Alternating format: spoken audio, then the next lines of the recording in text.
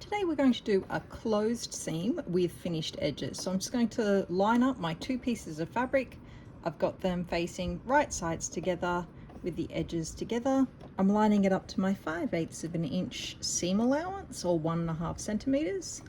Lowering my presser foot. I've got it set to a straight stitch, so I'm just going to start stitching, do a reverse.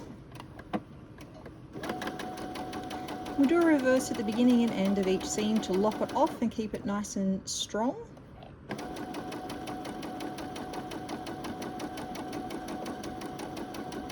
Slide it through, and as we get to the end, I'm going to reverse again. Then I am going to take it off to the left-hand side. Cut my threads. So that's my seam all sewn, but I want to make sure I can put this through the washing machine, and this edge is going to fray if I leave it raw. So I am going to choose a zigzag as close to the raw edge away from the sewn line, the seam line that we've just done, to line up.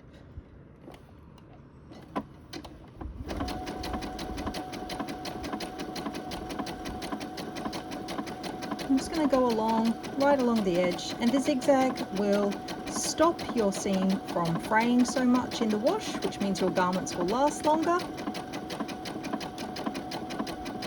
and it just finishes everything off nicely. I've zigzagged both sides together, which is referred to as a closed seam, and it's a nice neat way to finish a seam off.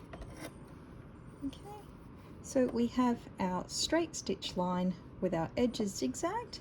When we open it up, we have a nice seam on the outside of the garment, and the inside looks all nice and neat and is ready to go through the washing machine.